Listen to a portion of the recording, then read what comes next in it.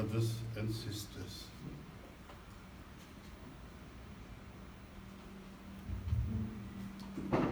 As we have gathered here,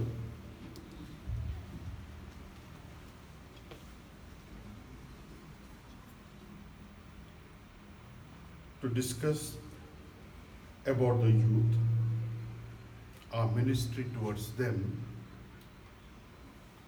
this morning we are going to meditate about the discernment that is to be implanted among the youth. And I feel today's readings, these are the Sunday readings, not the separate readings, are very meaningful in this sense. The first reading begins by pointing out vanity of vanities. Everything in this world is only for a time. It does not take us to eternity. In the second reading, we heard St. Paul saying, place your eyes on the things of the world to come, not on this world. And the third, the gospel, which is really beautiful, and I would say would carry on our theme that we are going to meditate this morning. Or maybe you have been meditating upon them for the past couple of days. The young man comes and tells Jesus, Master, tell my brother to divide the property. Be an arbiter. Jesus refuses to get involved in their problem. He says, who am I? Who am I to be a judge between you and your brother? Perhaps he was one of his disciples, one of his followers. Jesus knew him and he knew Jesus. So he thought Jesus would do him a favor pertaining to the things of this world. Jesus refuses to get involved. Instead, he tells that parable of the rich fool who had his own idea of whatever he had, how to store and how to use for the future. And God says, fool, today your soul is required in heaven. What will happen to you?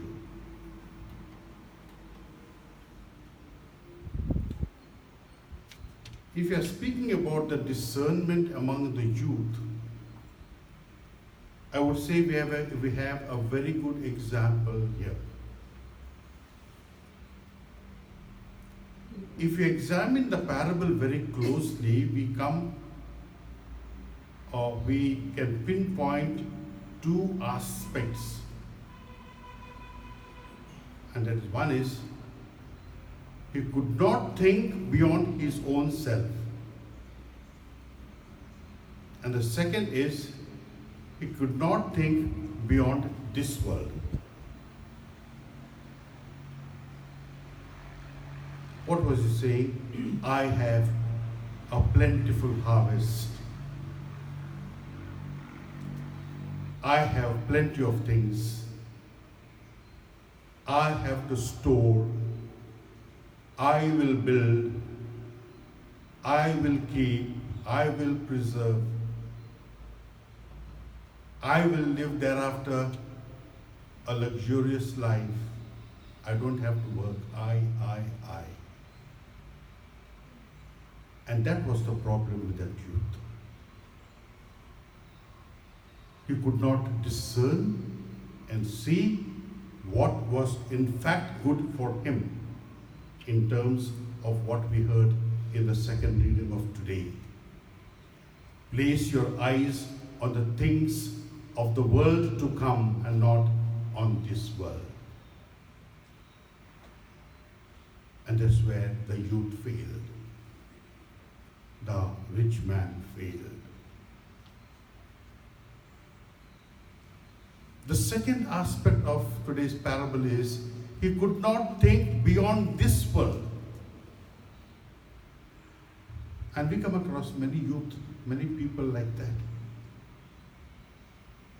I will study, come out in flying colors. There's another parable which was narrated by somebody about a youth who was speaking in those terms. I will study and I will come up in life. An elderly man asked him, and then what? I will find a good job. Then what? I will earn money. Then what? I will be rich. I will hoard the money. I'll keep the money in the banks and live happily. Then what? I'll get old and I will retire. The man proceeded, after that, what happens to you? He casually said, one day I will die. The question, then what after that? And that's what we need to teach our youth today. And if we have to teach our youth today about the life to come, we need to equip ourselves first with all those qualities which are needed in our own lives. And that's exactly what Pope Francis speaks about in Christus Vivit. He does not speak about the sanctification in terms of becoming priest, religious, and I don't know what. He speaks about the sanctification and being people of discernment within the ambit of a family. And he's bold enough to say in one place, strengthen the families and be strong pillars of the families. Choose your life partner. He speaks about marriage. And almost like a side thought, he says, if some among you would like to dedicate your lives to serve as religious brothers, sisters, and priests, then he asks, why not? That is not the focal point, if you can go and read in Christus Vivit. Focal point is nurturing people's life within the ambit of the family by strengthening the families. And if the families are strengthened, then you will have good people, good married couples, and good religious priests and sisters. That's exactly what it means. I was very intrigued when I read it first, when he spoke so much on a stress on the family, and finally he says, if some of you desire to dedicate your lives and serve the Lord more closely, then why not?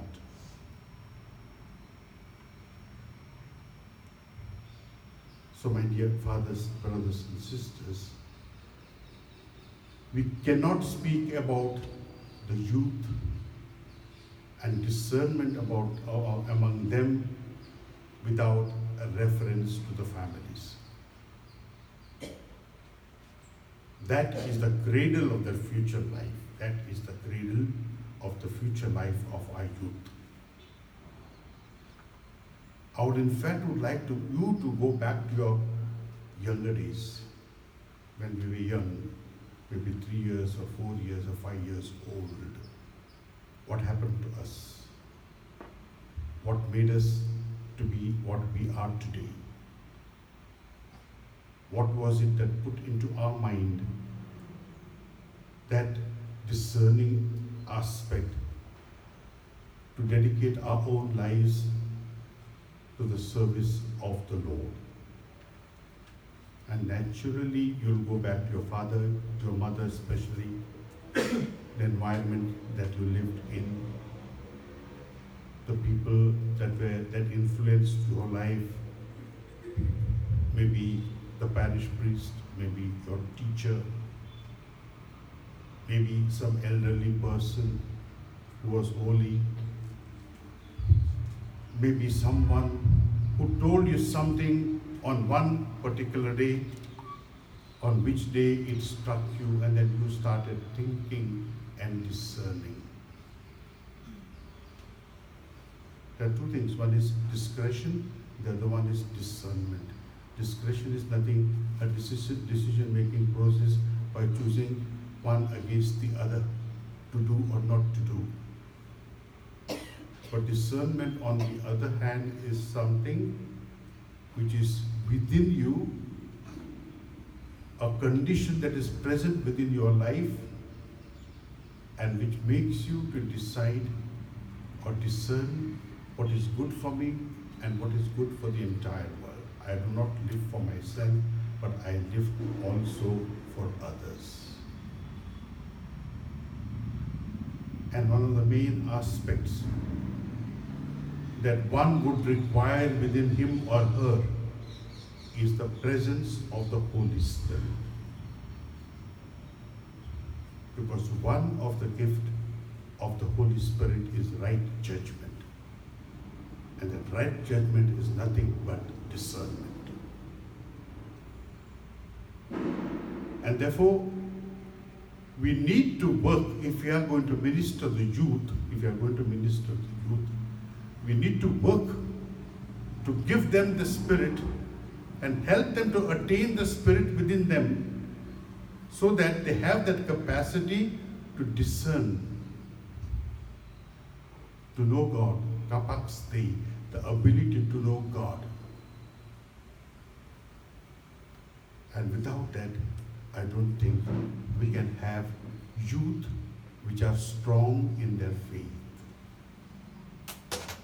About 4 or 5 years ago, I was in a place called Girl. I had gone to the Archbishop's office, the funding agency, and there was a layman. I've been trying to recall his name since yesterday. I have not been able to. It sounded like a Muslim name. In fact, I asked him whether he was a Muslim. He was not, he was a Catholic. And there was a sister with me who had accompanied from Austria. And we were speaking about the religious aspects about various parts of the world and India, especially in India, and about the youth, about the children, about the learning, about the schools, about moral classes, catechism, etc. And then it came to Sunday attendance. Suddenly I jumped and told him, yesterday evening, that was Sunday, I was in your cathedral, there were only 15 people. And he came with a shocking information. That is the result of the pastoral work of the past many years. He said, I was in India, in one of the villages in northern India. The mass was to be some 9 o'clock or 10 o'clock, and we wanted an early mass. All that the parish priest had to do was ring the bell. People came, all of them came. And he told them, these people have to go early, we'll have an early mass. We had a beautiful sung mass, and it was really prayerful. And I asked him, what is the reason Europe has dwindled? He said, when we were young, the priests and religious did call us to the church, but never taught us who Christ was, never taught us who the Holy Spirit is, who Christ is or Holy Spirit is. Never read Bible to us. All that they taught was how to play football, how to play volleyball, how to play basketball, how to manage things. Beautiful seminars were held on the management skills. And if people were not exposed to things which are to be exposed, then how can you have people going to the church? Read once again, Christus vivit.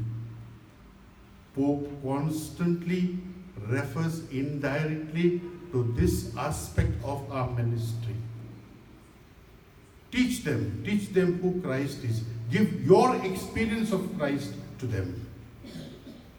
Give your experience of Holy Spirit to them, which in turn will help them to make that experience their own, and they will have their own experience, and they will possess the discerning capacity which is a gift of the Holy Spirit.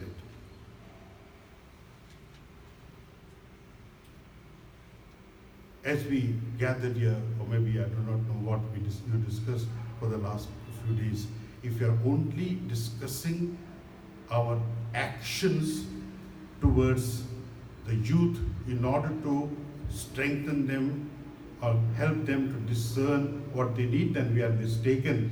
We need to go to the root of their being. And the root of their being is nothing but God, nothing but the Holy Spirit, nothing but everything that pertains to God. And until and unless we are able to imbibe that in the youth and show that in our own lives, radiate it in our own lives, our ministry towards the youth will be a failure. You'll be only having the football players, volleyball players, and I do not know what. We may be having a really very good men in the society, but certainly not religious men.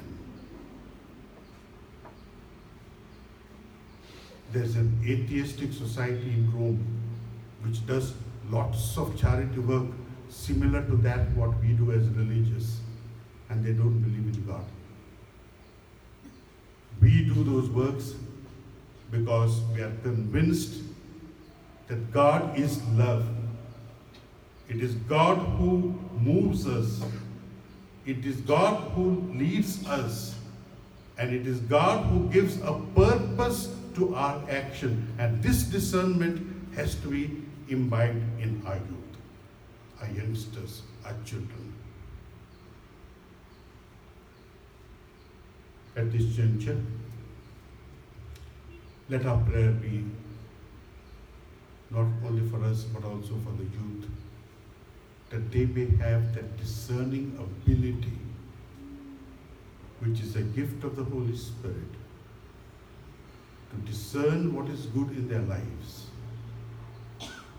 First, to know God, to experience Him,